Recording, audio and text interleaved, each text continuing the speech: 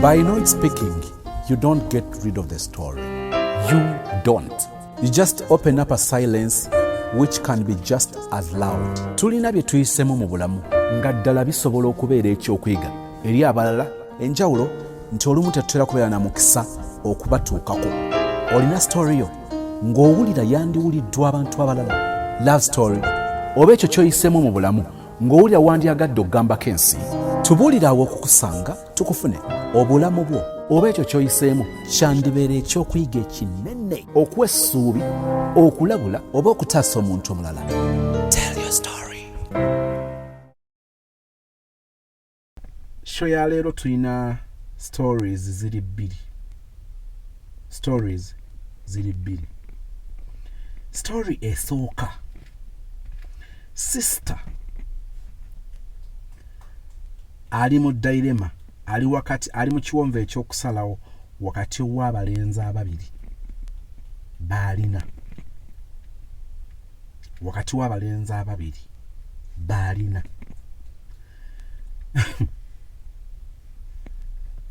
nga tugendayo, story ey'okubiri eri ku brother ayagala omuwala ne batundula vanilla ne wayita ennaku nnya. Omuwala n'agamba mpulira ndi lubuto, muwulira nga kisoboka. Ne mutundula vanilla tugeze ku Sunday, Monday, Tuesday, Wednesday, Thursday. Omuwala n'agamba awulira ali lubuto. Ne mudduka mu ddwaliro babakebere. Bagenda okukebera omuwala ng'ali lubuto. Naye okusinziira ku sikaani ng'olubuto ate lulaga lwa wiiki 10. Ng'ate vanilla mwamutundudde ennaku nnya emabega. Bannange byamagero ki ebituuse? Stories tulina bbiri. Story esooka ya sister. Story ey'okubiri ya brother. Bonna ku nkomero beetaaga amagezi. Katusooke ne sister tusembyeyo brother. Abange alina confusion wakati w'abalenzi ababiri.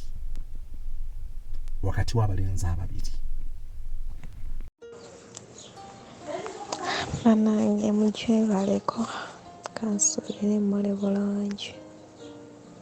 Kaakati Mr. Sozi nina ekizibu. Nze nalina childhood sweetheart nga tweyagala nnyo.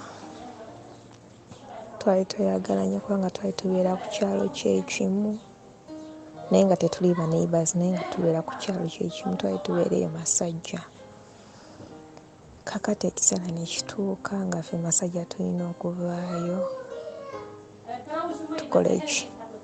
Onoonsonyiwa mukama wange ayogerera mu background. Ekiseera ne kituuka nga tulina okuva e Masajja tugende ewalala kubanga taata wange yali amaze okutundawo. Nange nga tuvaawo twabaawo ndowooza mu 2011 we twaviirawo childhood sweetheart ne muleka. Nze ne ngenda ewalala, ewalala gye nali, naye ate era nasigala nsomera ku ssomero lye limu eggangu. Twakyusa we tubeera naye ate nensigala ku ssomero eryo lye nali nsomerako eggangu kubanga nali mu secondary. Nze nagamba taata saagala kunkyusa ssomero kati nensigalayo. Kati child sweetheart oyo ye yali asomera, sijja mwongera linnya, yali asomera Kibiri. Yes, yali asomera Kibiri. Kati ate nga nze nsomera Ggango. Kati we tutyo ne tuloozinga connections, twali baana bato, talina simu nange sirina simu. Ne tukola ki? Ne tweta. Bwe tutyo, though ye yali akyali eri Ekibiri, nange nga ndi Ggango. Engeri gye twali baana nga tewali connection ne tweta. Ne kiggweera awo. Nange nesoma ne mmalako. Nasoma ne mmalako senior 6 ku ssomero eryo lyennyini era. Then nenkola ki? Nengenda ne ntandika okubeera ne jjajja wange. Jjajja wange yali abeera Nakawa. kati wentandika okuba njajja wange nenoonyayo ku bulimu awo obw'okucapa jjukira vacation ya senior 6 okitegeera vacation ya senior 6 olina oyagala obeeremuko ne kasente akako toyagala kusabiriza ebintu bwebityo kati nze oyo bwe ntyo nenfuna akalimu mulimu nagufuna mu kisenyi omusala gwange ogwasookera ddala nagula ssimu zeneza smart ngula essimu nengenda ku Facebook neŋŋamba kankebereko nga ogamba nti ku Facebook kubeerako abantu bangi neŋŋamba kanoonyeeko kwono omwana genda okusanga nga gyali kirungi nali nkozesa amannya gange gennyini nga naye akozesa amannya ge gennyini ogenda okusanga nga gyali tutyo ne tuddamu okwatagana kati awo mu vaka ya senior 6 yennyini ate nali maze okufuna omulala kati oyo omulala gwe nabeeranga naye ne tubeera ffenna mbadde njogera ebitakwatagana lwansonga mukama wange abadde munda nga mpulira siri comfortable yes kati awo mu vaka ya senior 6 we nafunira omulimu then nenfunayo boyfriend gwe nabeera naye mu 2016 we nabeera naye netweyagala era kati ye bba wange kati obuzibu we bwajjidde yes kanguzeyo kati mu vaka ya senior 6 awo yennyini namala nenziramu nendabaako childhood sweetheart naye ng'olwedde nina boyfriend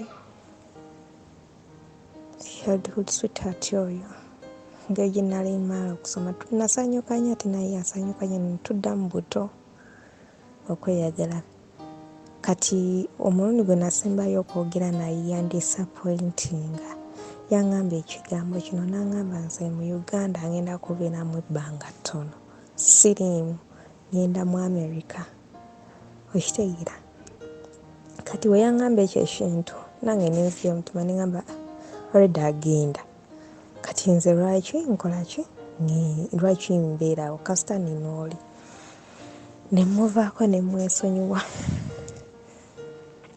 nembeera noono boyfriend wange sawa zino bba wange obuzibu we bwajjidde childhood sweetheart yakomyewo n'aŋŋamba ayagala kumpasa ensonga kwe yavudde okwogera ekintu ekyo kubanga bbanka kati maze naye emyaka 5 ensonga kwe yavudde nagenze bino byetuteeka ku status Facebook biki ku story ya Facebook nteekako nti ndi single era sisaakinga kati ye okwo kwe yavudde nampeereza message n'aŋŋamba ayagala kumpasa nemubuuza kiki n'aŋŋamba ndi serious njagala kuwasa mpulira nsobola okulabirira n'abaana bo njagala obeere mukyala wange kwegamba ali serious alaga nti ali serious ayagala kumpasa ate nga nanga akatima kakyaliyo nsiganyi wadde ono mwagala naye nga akatima kakyaliyo kati simanyi nkole ntya kubanga ye ali serious yaŋŋamba naye sobola kubanga nali mwavu ebiseera ebyo nga sobola kumaintaininga naye kati sawa zino nina ssente nsobola okulabirira kati neneebuuza ebbanga eryo lyonna lyonna abadde ngaaliwa n'aŋŋamba bulijjo nkulaba ng'ogamba nti oli mufumu naye kati kewa breakinze njagala kuwasa ate nange mpulira kati omutima gwamuddidde kole ntya Mr. Sozi ndi mu dilema saawa zino siri mu Uganda ate naye mwennyini tali mu Uganda naye bba wange ali mu Uganda sitasoze nkole ntya, nsaba ku magezi.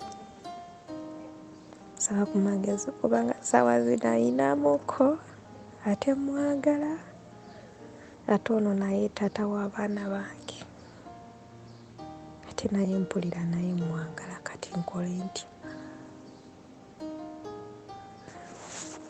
Nsaba ku magezi. Mwana muwala alina erinnya lyawa omulenzi oli, oyo first cut, oyo first love, childhood love. Bannange.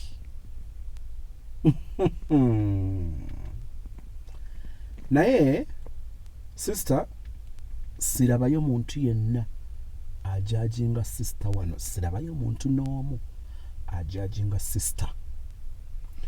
Ekisooka webaze Katonda nti mu confusion yonna, mu dilemma, waliwo wangambidde mbu you're almost running mad, right?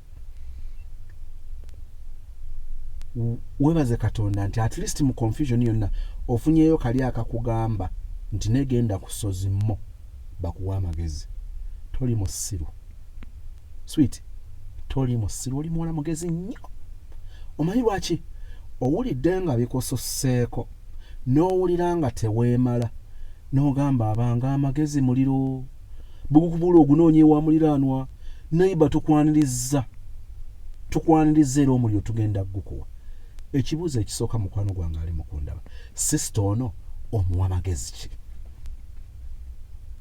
Sister, there is a saying, osomyeko, there is a saying that goes that simanya, it is greener on the other side.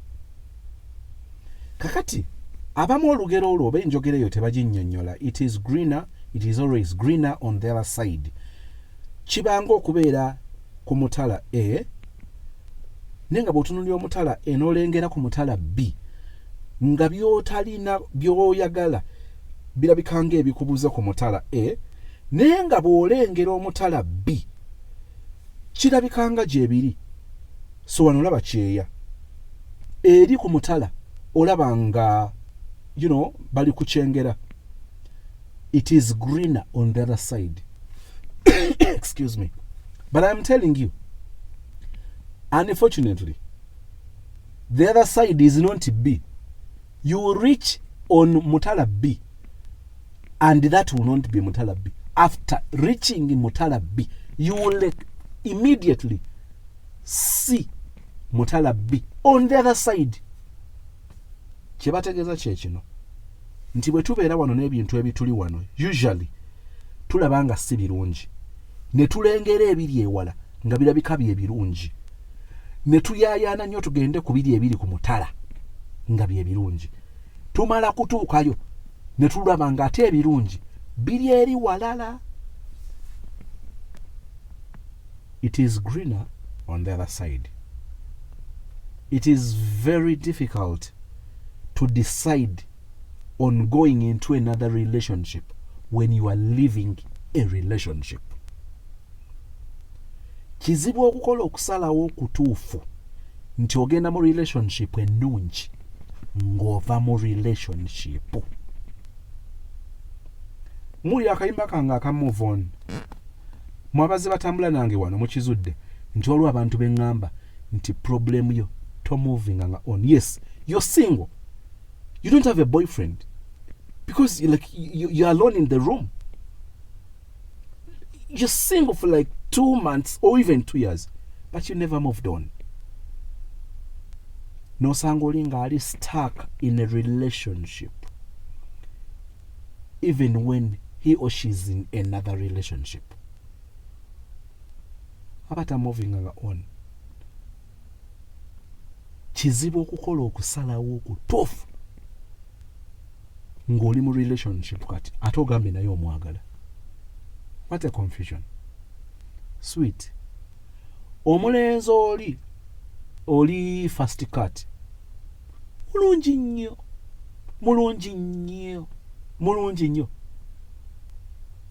Naye mulungi nnyo nga tonnabeera naye. Kiddamu. Mulungi nnyo nga tonnaba kubeera naye. Omuntu oyo atayina ssente kati awuli asobola okulabirira n'abaana ba babiri. Kazi Abaganda bagamba mbu akusigula takugula, akusigula takugula, something like that. Sweet. Singa omulenzi oyo akusanze nga wayawukana ne taata w'abaana bo, kirala. Nkiddamu kirala. Singa omusajja oyo akusanze oli singo nga bw'agezaako bwe mugezaako okukipotrayinga, kirala. You are in a relationship. Don't weigh toteka ku minzaani relationship yeno gy'olina. Do you have enough reasons to dump, to call off this relationship? I don't think. Kubanga oli mu Amerika abaddeko mu nnyonyi, ate naawe munnange wuyo olina bweru. Sweet. Kakkana.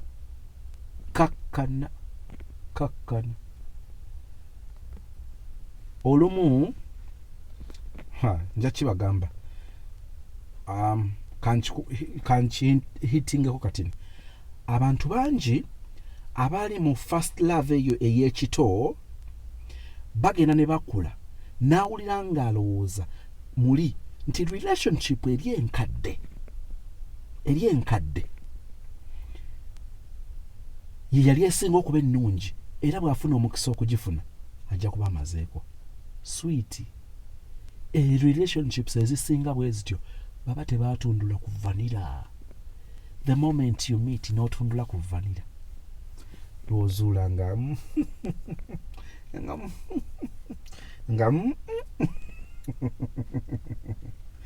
lw'ozuula ng'ekibadde kikuwujja tebaakuwubamuuko. Bwe bakusuubyemu n'ogenda ku kyesubo n'owulira nga era kale. Akusigula takugula. Bamikwano nsaba tuwe sister amagezi. Nga tuva ku sister ono tugende butereevu eri brother.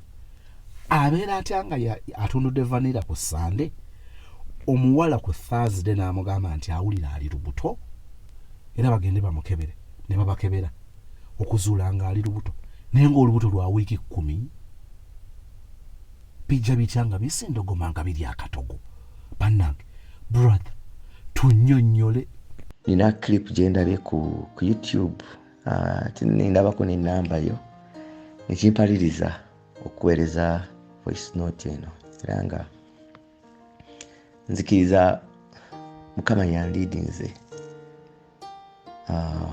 ku site yo kuba ndi mu dilemma.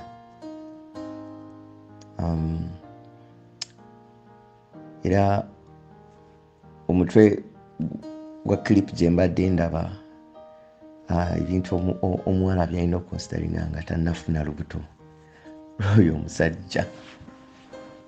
So okwo kwenvudde ne ŋŋamba kankusabe ku advice. Kakati guno gugenda kubeera mwezi that this person has been around actively mu bulamu bwange. Meetinga oba we became friends nga mu Feb awo, ninga twogera casual talk, hi, how are you, how is your day, ngate n'abantu nga mutandise okwemanya naye nga friendship tenasalawo ki direction. Netugenderera mpola naye awo mu mwezi ogwa March netumeetinga physically. Naye netusigala nga netwogera, because I'm 40 years old and she's making 24 in 1 August. So nganze I feel nti muto nnyo kunze, so nga saakiteekamu ki maanyi nnyo nga sibisindiikiriza nnyo. Nganze manyo omuntu above 25 at least aba akuze, so nga ndaba muto. That's as soon as I knew her age, ningezaako more distance. But towards omwezi ogwa April ngamba nti nkyalina request gyagala mukolere ng'alina wayagala okusomera naye nga institute eri kumpi n'ewange, like maybe about 100 kilometers. Nemugamba that's okay, you know, that is okay. Ngamanyi oba ayagala just tuition. Nangamba but I want to stay naawe. Yava mubega ng'akiŋŋamba omwezi ogwa March. Nagamba there's something big I want to ask you, but you know, hopefully it will be okay. Na insistinga ningamba naye okubeera wano gwe bazadde bo banaakitwala batya. Nagamba nja bagamba tingenda kubeera ne boyfriend wange, ngenda kubanga nsoma, because I'd never met her parents. Awera weyava nangamba nti my parents actually they separated by Canada. Sera bino mbadde mbeera wa dad wange, naye stepmother takola ki, tanjagala nnyo, because I'm really close to my dad. So nasalawo nenzirayo wa mama wange abeereyo nga bayitayo katooke bakitooke saidi zekawempe mundeeyo. Nengamba nangamba mbeera wala, so it will be hard for me to commute buli lunaku. Nange nengamba nkitegedde. Nengamba kale it's okay, you can do what, you can come. So najja natandika okubeerawo guno omwezi gwa April, guno gwe twakakuba emabega. Era saasooka mubuukira kubanga siri sure intentions ze, kale nga nze okusooka nayiralikira kunziba n'ebintu ebityo, naye nga circumstances nammanyiramu nga ndaba muntu mwesimbu ate alabika wa mazima nga kali open nnyo. Nabeerawo, so after like 2 weeks nga complaining ekifuba kimuluma, you know, nga buli ekintu ekimukeetaano mu bulago. Nemugamba but you know what, kankutwale ku clinic. Tekikyandibadde kirungi, ate jjukiranga tetunabeera intimate, so nga nange neerahiikiridde, maybe wa throat, you know, gonorrhea, stuff like that. Umanyi nga nange n'ebirowoozo bingi nnyo. Nengamba in case saagala weluliba olongo omukisi nga saagala nange kufuna ekyo ekintu. So anyway nemutwalayo netwekebeza n'omusaayi at the time, era that very evening nga tumaze okutegera status zaffe. That's why tubeera playful and netulyoka twaza vanilla. But 4 days after kwegatta najja nangamba nti alabika ki Lubuto alina engeri gye yeefiiringa nangamba ndeete ki test buno oba okufukako buno. Nengamba bano clinic eri kumpi, we can just go bajje ku musaayi. Omusaayi bamanyira ddala kubanze mmanyi it's after 2 weeks that you can tell, so nalaba nga 4 days it's too early. Nengamba okay, yeah, maybe just agambye nti I'm 40 years old, ate nga omwala I'm making at 24. So nemugamba but you're getting pregnant. Kati anyway, that's after tugenda anyway ku kliniki na result nezivaayo nga ali positive nti kyali lubuto.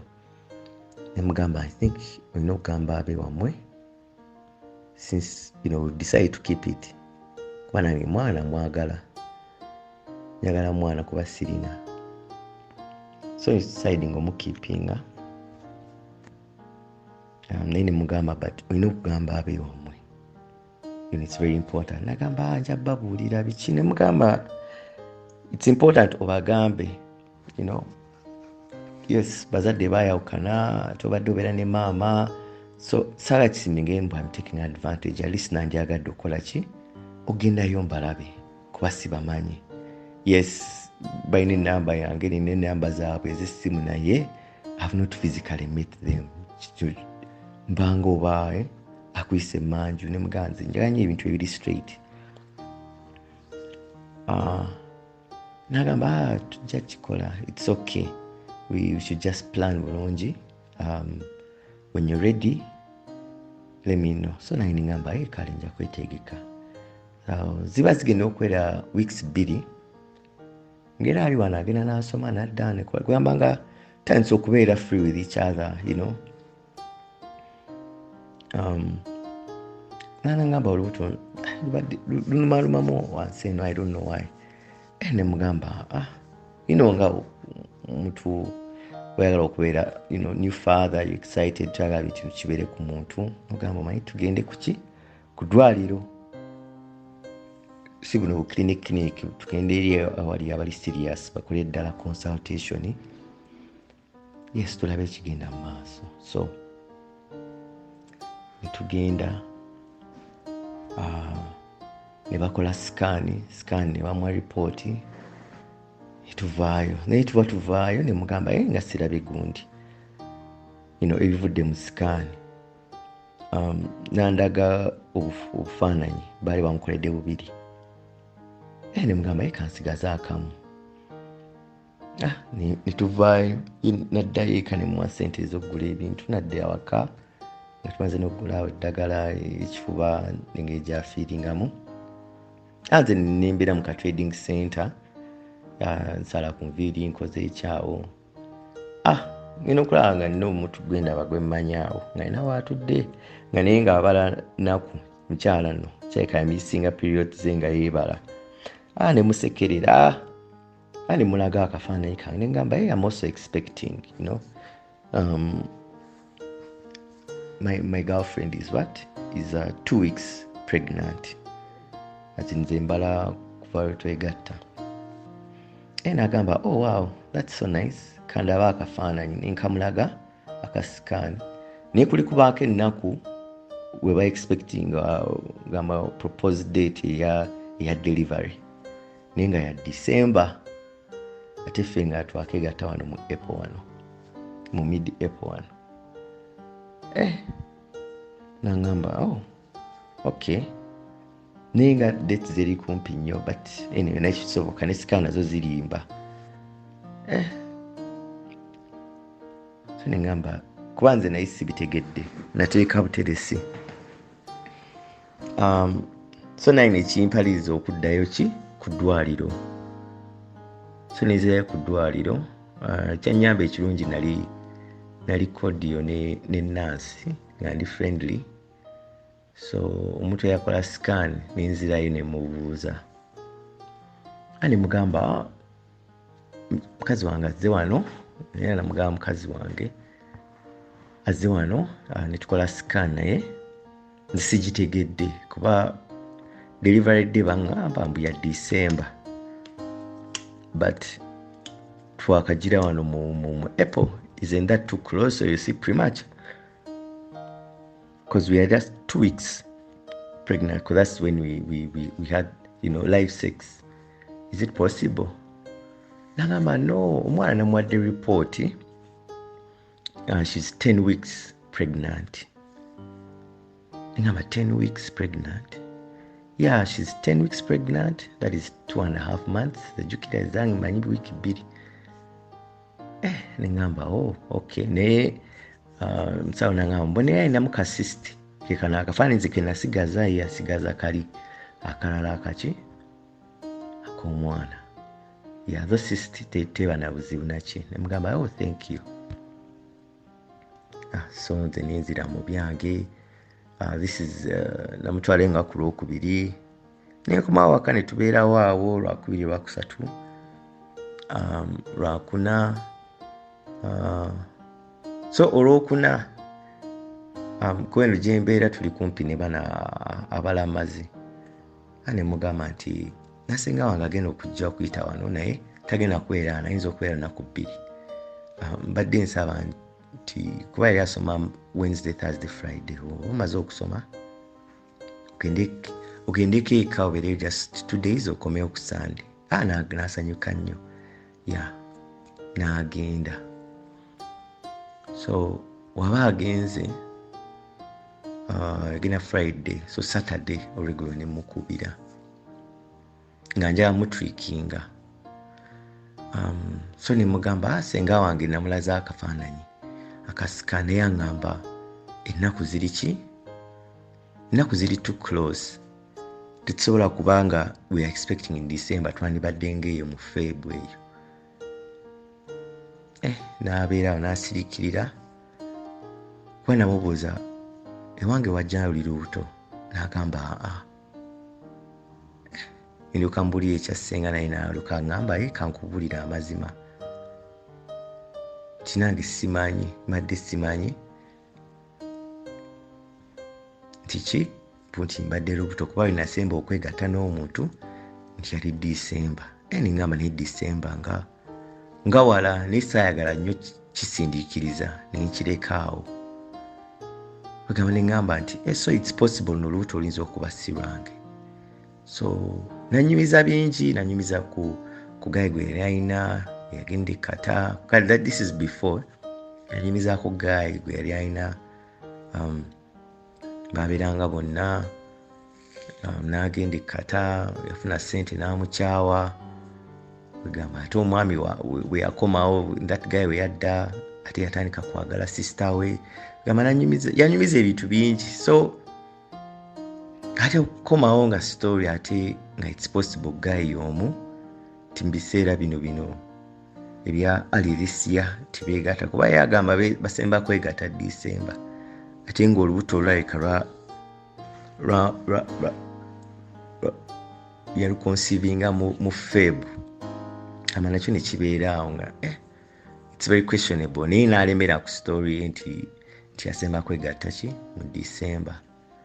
Ne tubeeraawo akubira ngamba nkwagala nnyo, biki omwana nti nsobola omuzaala, kamuzaale muleke awakaawo, nze nzije embere naawe naye nkuzaalire.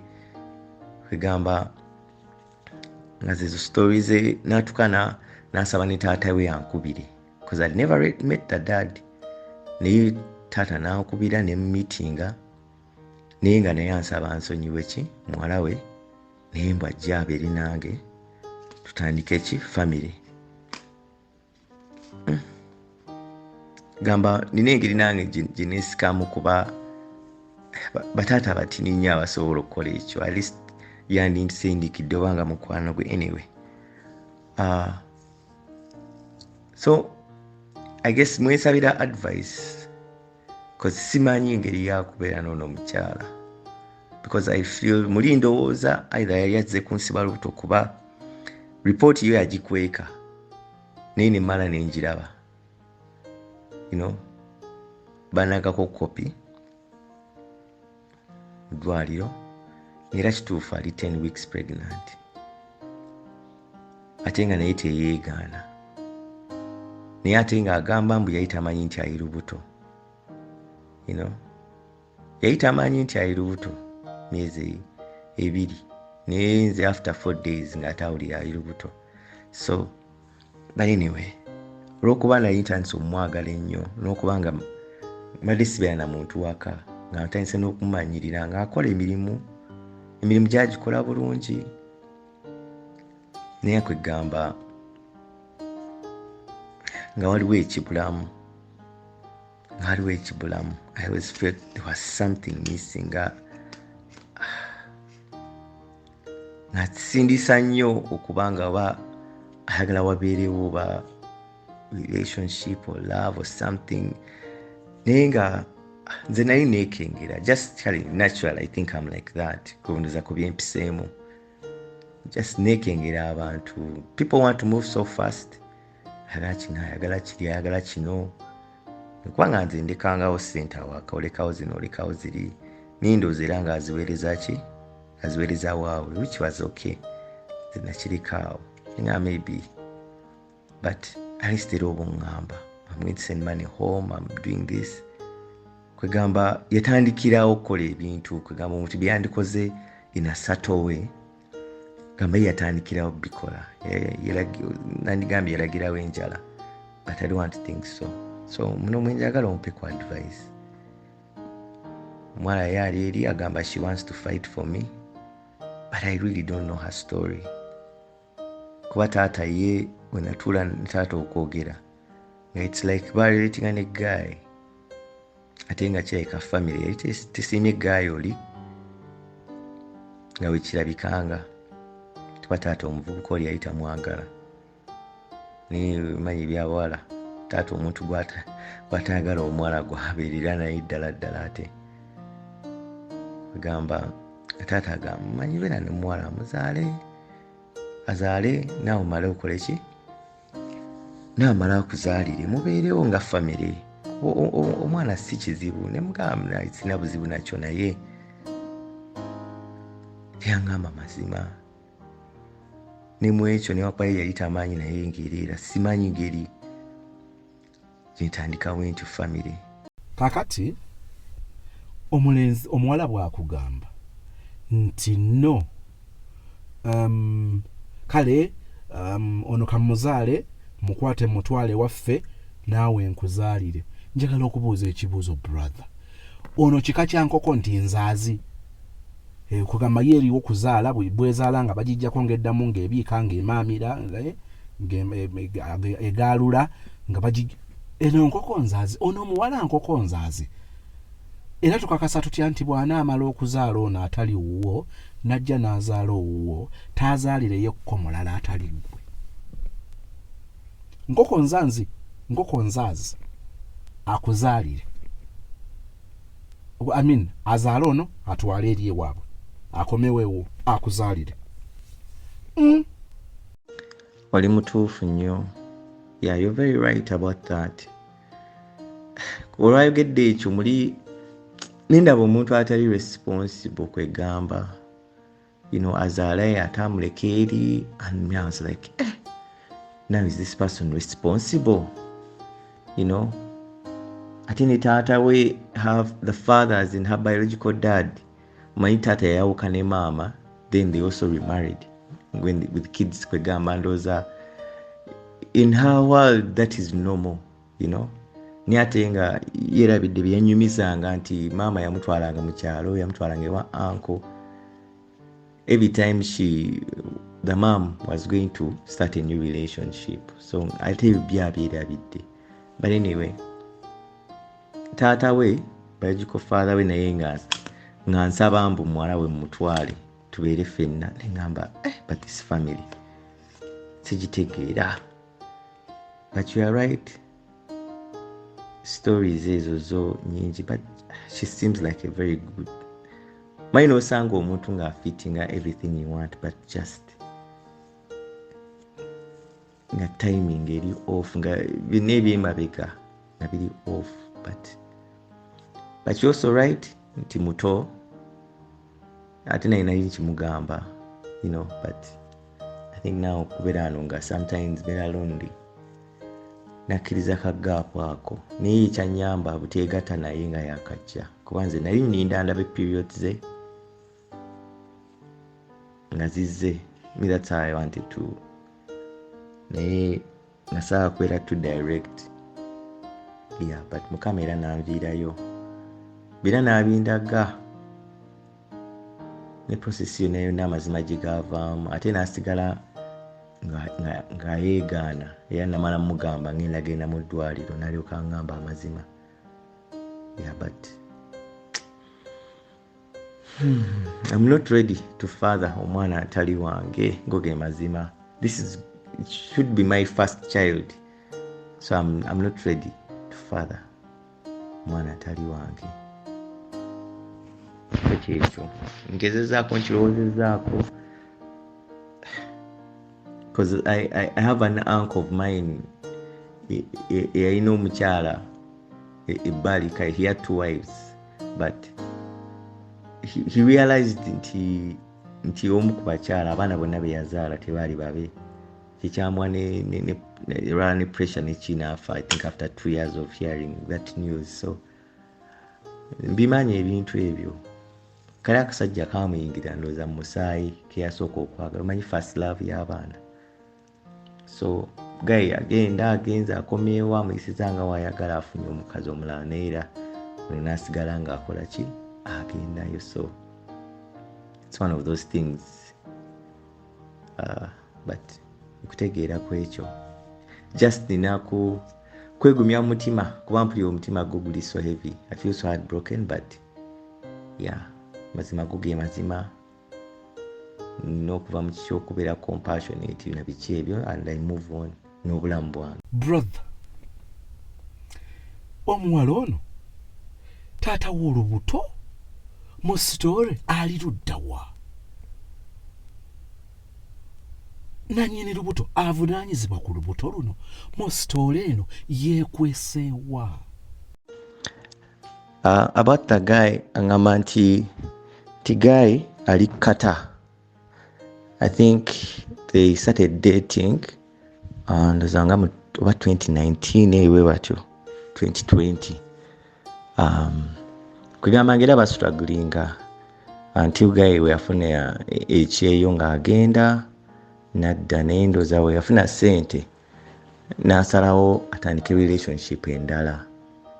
And I think at some point while you're dating a sister uno muwala, that's what she had said in the story.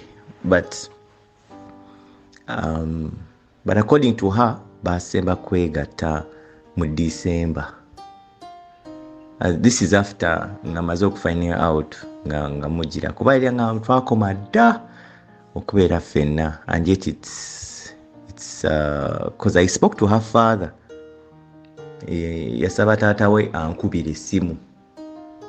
So that is why taata we n'agamba nti twali twamugana omuvubuka oyo naye baali bakyeraba naye mu mwaka guno omuvubuka n'addayo. So I think I don't know science okula oba I don't know what it's called. Mwafunidde ki olubuto luno, but man, I feel so heartbroken kuba ina qualities nyingi nnyo which my mom used to have. Manyi ya passing like 10 years ago, more than 10 years. So I think that's why I really grew attached to her. Naye ali ansaba nti ate amuzaale bamulekere bazadde be. You know, she's now 3 months pregnant. Amuzaale amulekere bazadde be ajje eno nange anzaalire. I'm like, man, it's just, yeah. Era nga ugambe, there are so many loopholes, and I don't know whether there's another guy or something.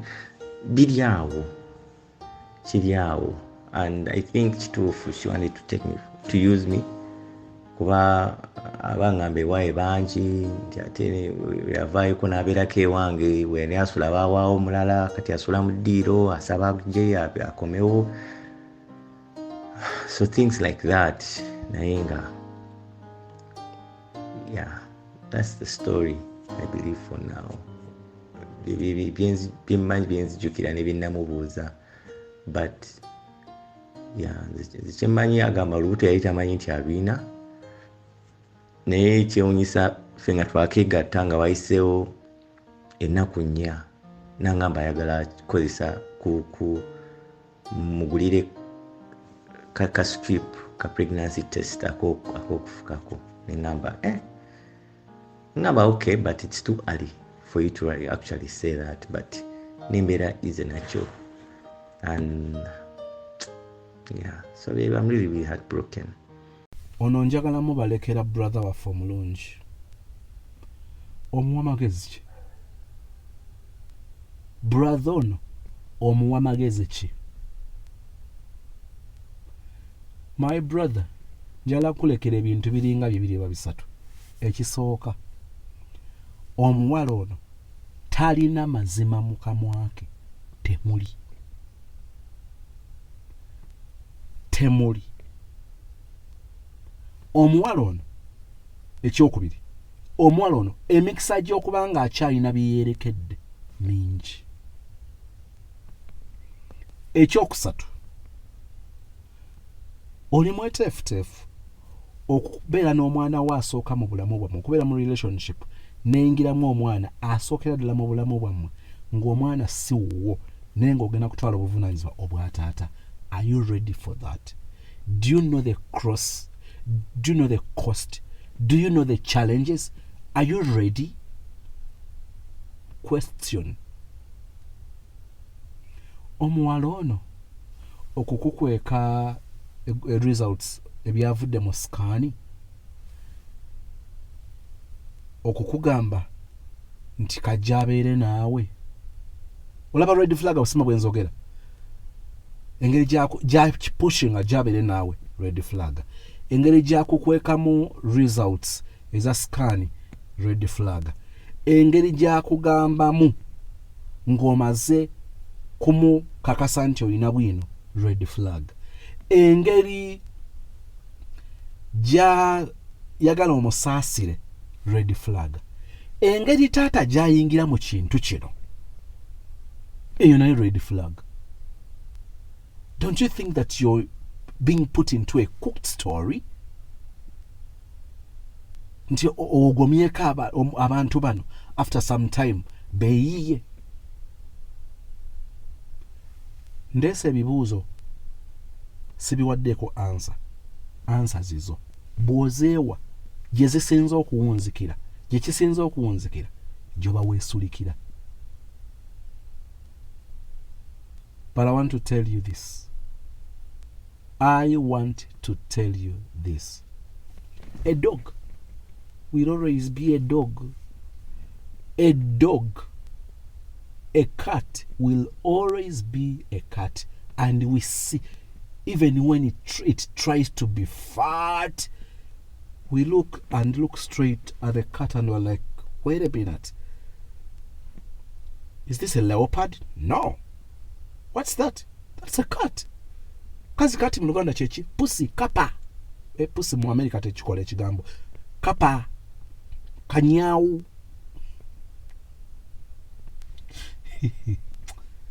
Katonda omulungi. Otusaasire. Tukwebaza olw'omukisa gw'otuwadde. Brother ne sister. Okubanga bino bafunye omukisa ogubireeta gye tuli.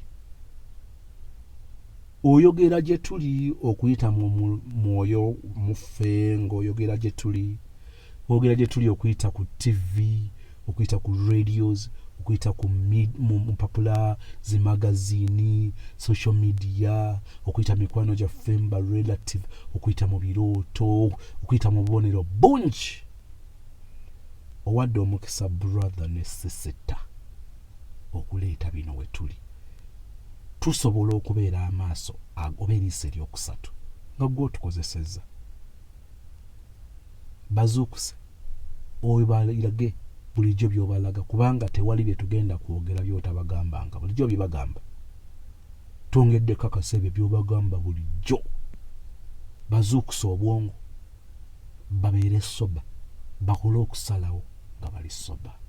Buli agenda okuwa amagezi ku nsonga za sister ali confused ku basajja ababiri, ku nsonga za brother ali confused ku muwala. Bwebaka naye ennaku nnyo emabega n'amugamba nti ali lubuto ng'ate lwa wiiki 10. Bawa amagezi okukola okusalawo okulungi. Ekisa kyo kakitumale kitubeere leero ne bulijjo, bwe tusabye n'okwebaza mu bulungi obwa Kristo Yesu Mukama waffe. And we all say that Amen.